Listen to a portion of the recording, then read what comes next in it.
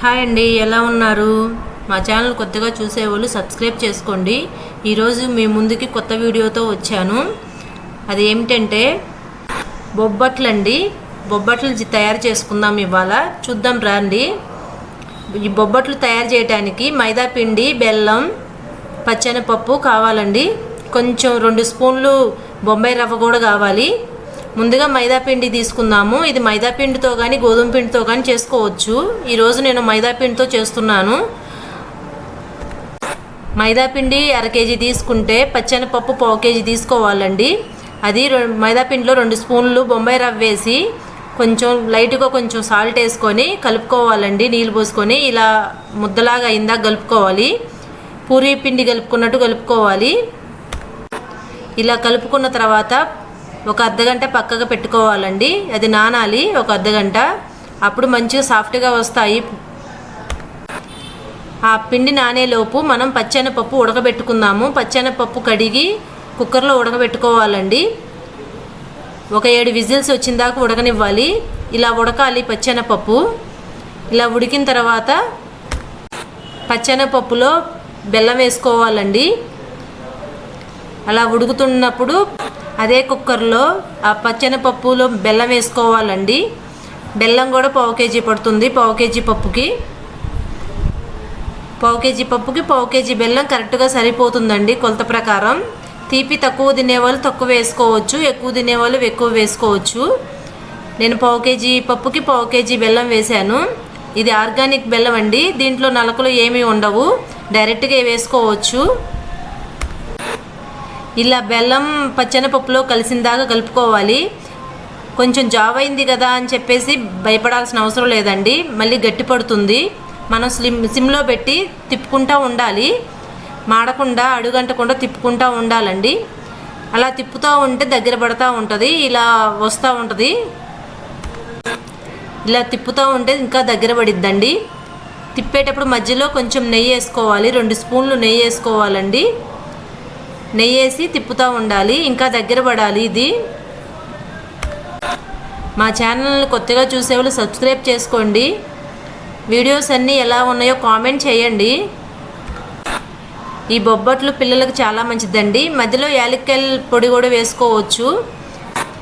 ఇలా యాలక్కాయల పొడి నెయ్యి వేసిన తర్వాత దాన్ని తిప్పుతూ ఉండాలి అండి. సిమ్లో పెట్టి తిప్పుకుంటూ ఉండాలి. ఇంకా దగ్గర పడాలండి. ఇది దగ్గర పడితేనే మనకి బొబ్బట్టు లోపల పూత రెడీ అవుతుంది.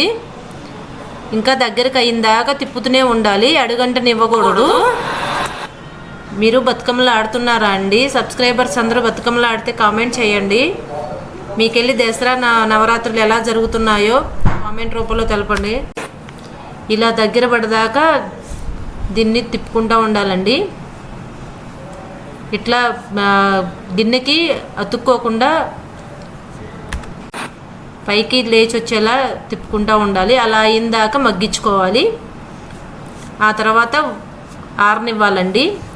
ఆరిన తర్వాత ఉండలాగా చేసుకోవాలి, ఉండలు చేసుకోవాలి. ఇలా పప్పు మొత్తం ఉడికిన పప్పు మొత్తం ఉండలు చేసుకొని పక్కన పెట్టుకోవాలి. పూరీ పిండి కలుపుకున్నాం కదా, ఆ పూరీ పిండిలో లోపల పూతకి మొత్తం ఉండలు చేసుకొని ముందే పక్కన పెట్టుకుంచుకోవాలి. ఆ తర్వాత పూరికి పిండి కలుపుకొని పెట్టుకున్నాం కదా, అది నాని ఉంది. దాన్ని కూడా చిన్న చిన్న బాల్స్ చేసుకోవాలి. మనం పచ్చెనపప్పుతో చేసిన ఉండలోకి డబల్ ఉండాలి. ఈ ఉండ డబల్ సైజు ఉండాలండి. ఇలా ఉండ చేసుకున్నాక అలా చేతిలో పెట్టుకొని అలా చేయాలండి. చేసిన తర్వాత లోపల మనం పచ్చెనపప్పుతో ఉడకబెట్టుకొని ఉండలు చేసుకున్నది లోపల పెట్టాలి. ఈ పూరీ పిండి ఉండ లోపల పెట్టాలండి. పెట్టి బయటికి కాంట రాకుండా సెట్ చేయాలండి. దాంట్లోనే ఆడ కనపడే విధంగా సెట్ చేసుకోవాలి.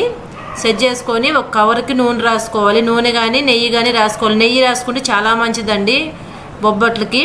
నెయ్యి ఎక్కువ వాడాలి, ఆయిల్ వాడకూడదు. నెయ్యి రాసుకొని అలా చేసుకోవాలి. పూరీ కర్ర పెట్టైనా రుద్దుకోవచ్చు, చేత్తో అయినా చేయవచ్చండి. ఇలా పూరీ కర్ర పెట్టి ఇలా సెట్ చేసుకోవాలి. మొత్తం అంతా అంతా లోపల పూత అంతా సెట్ అయ్యేటట్టు కలిసేటట్టు బొబ్బట్టుని మంచిగా గుండ్రంగా చేసుకోవాలండి. చేసుకొని స్టవ్ మీద దోసల పెనం పెట్టుకోవాలండి. పెట్టుకొని దానికి కూడా నెయ్యి వేసి, నెయ్యి రాసిన తర్వాత ఈ చేసింది బొబ్బట్టు దాంట్లో వేసుకొని కాల్చుకోవాలండి.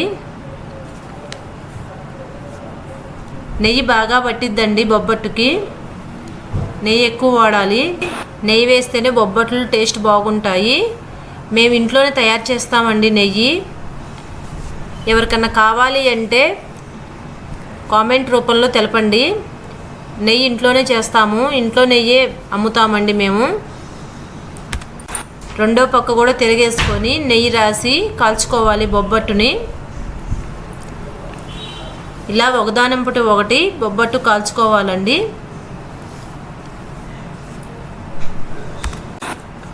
ఛానల్ కొత్తగా చూసేవాళ్ళు సబ్స్క్రైబ్ చేసుకోండి. ఇలాంటి మరికొన్ని ఈ వంటల ప్రోగ్రామ్స్ చాలా వస్తాయండి ఛానల్లో. బొబ్బట్లు మీరు ఎలా చేస్తారో కామెంట్ చేయండి. ఈ బొబ్బట్లు చేయడానికి ఎంతో కష్టం అనుకుంటాం కానీ పచ్చెనపప్పు రెడీగా పెట్టుకుంటే చాలా ఈజీ అండి. చాలా సింపుల్గా చేసుకోవచ్చు బొబ్బట్లు. పిల్లలకి ఇంట్లో బొబ్బట్లు చేసి పెడితేనే మంచిదండి, బయటివి మాత్రం పెట్టకూడదు. అలా ఇందాక పూరీ కర్రతో చేశాను కదా, ఇలా చేత్తో కూడా ఇలా చేసుకోవచ్చు. చేత్తో చాలా ఈజీగా ఉంటుంది చేసుకోవటం. కవర్కి పైన ఒక కవరు కింద ఒక కవర్ వేయాలి. ఆయిల్ కానీ నెయ్యి కానీ రాసుకోవాలి. నెయ్యి ఇంట్లో సౌకర్యంగా ఉంటే నెయ్యి రాసుకుంటే చాలా మంచిది. ఇలా చేత్తో చేసి పల్చగా చేసి పెనం మీద వేసుకొని కాల్చుకోవాలి. 2 విధాలుగా చూపించాను కదా, పూరీ కర్ర పెట్టి చేసుకోవచ్చు, చేత్తో చేసుకోవచ్చు. మీకు ఎలా సౌకర్యంగా ఉంటే అలా చేసుకోండి. చూడండి ఎలా మెత్తగా ఉన్నాయో బొబ్బట్లు, చాలా సాఫ్ట్గా ఉన్నాయి, చాలా మెత్తగా వచ్చాయి, చాలా టేస్ట్ ఉన్నాయండి, చాలా బాగున్నాయి బొబ్బట్లు. మీరు కూడా ఇంట్లో ట్రై చేయండి. ట్రై చేసి కామెంట్ చేయండి మాకు. మా ఛానల్ కొత్తగా చూసేవాళ్ళు సబ్స్క్రైబ్ చేసుకోండి, లైక్ చేయండి, షేర్ చేయండి, కామెంట్ చేయండి.